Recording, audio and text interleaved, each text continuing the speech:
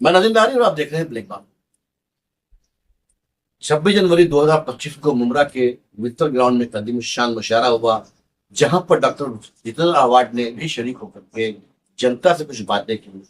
Doctor Jitendra award क्यों भावुक हुए, क्यों जज्बाती हुए, यह हम आपको दिखा रहे हैं इस वीडियो में। किस तरह से आवाम की खिदमत का, आवाम के जरिए उनकी मोहब्बत को क्या कहा उन्होंने अपने इस टेस्ट पे आवाम का शुक्रिया अदा करते हुए पेश आपके सामने वीडियो।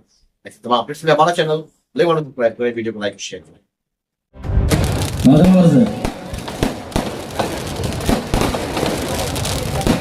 मैं मुशायरा तो शुरू हो गया है। इस बार बहुत तेज तर्रार शायर हमारे यहाँ है,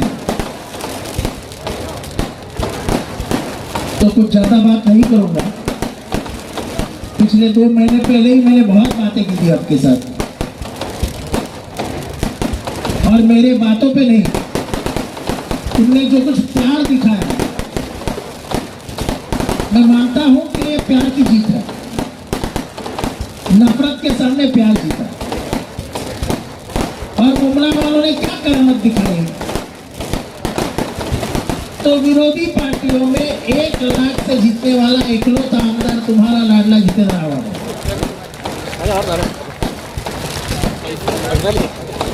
मैं एहसान 2009 से मैं कहता हूं कि मुमरा वालों के एहसान में कभी नहीं भूल सकता हूं।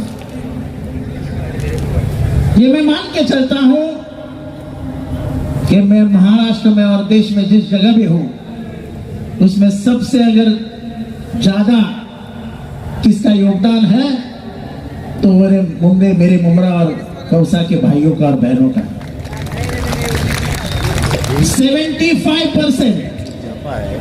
75% of the total votes polled. ये मजाक नहीं है, पर मजाक नहीं है लेकिन असलियत भी है।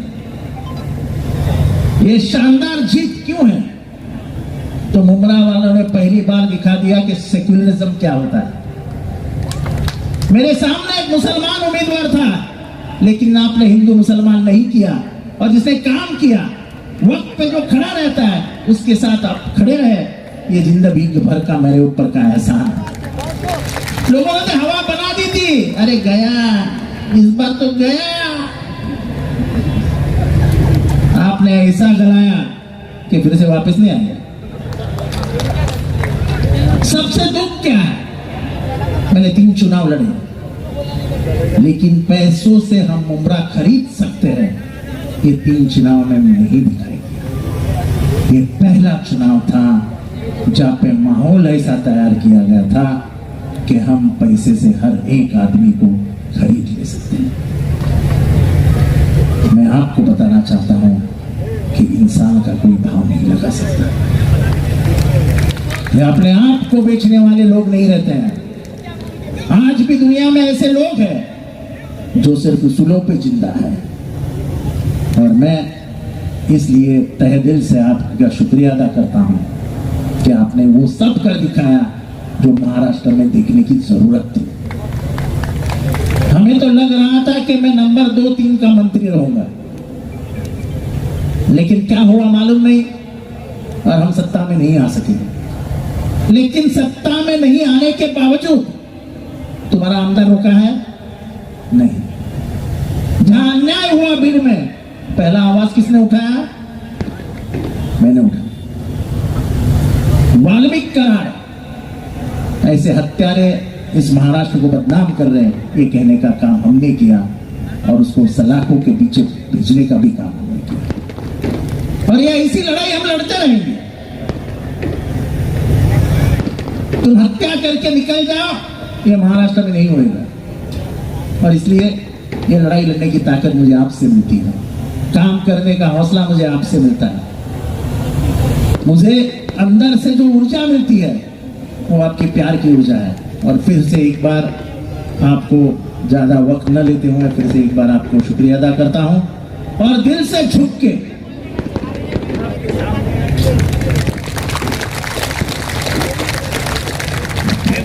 ऐसा प्यार माँ बाप किसी और कोई नहीं दे सकता।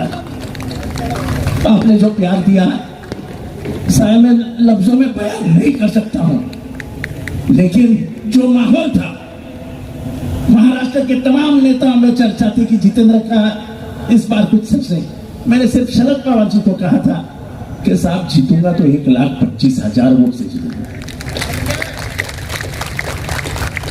मेरे आजू बाजू के भी लोग घबरा गए थे, क्योंकि सब जगह से पैसे से आवाज आ रही थी। मुझे बहुत खुशी है कि आपने ना जात को अहमियत दी, ना धर्म को अहमियत दी, ना पैसे को अहमियत दी।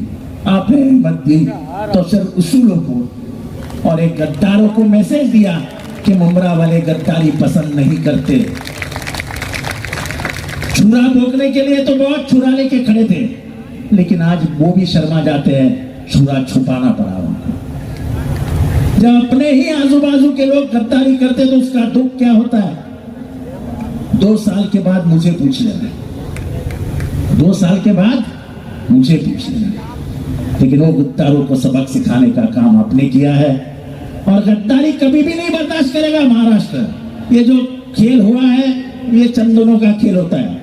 आज भी लोगों को लगता है कि मैं सत्ता में जाऊंगा। मैं आपको कहता हूं, चाहे कुछ हो जाए, मर जाऊंगा, लेकिन मेरे उसूलों से कॉम्प्रोमाइज नहीं करूंगा। सत्ता कुछ नहीं होती है, सत्ता आती है जाती है, लेकिन जिस दिन उसूल बोझ दोगे, तुम अपने आप को बाजार में बेच देते हो। और मैं बाजार में बेचने के लिए मुझे मेरे माँ बाप ने पैदा नहीं किया है। तो आपके सहारे, आपके आधार पे ये तुम्हारा सिपाही खड़ा रहेगा। और सेक्युलरिज्म की संविधान के आज 26 जनवरी है, हमारे संविधान के, हमारा दस्तूर की आज सालगिरह है।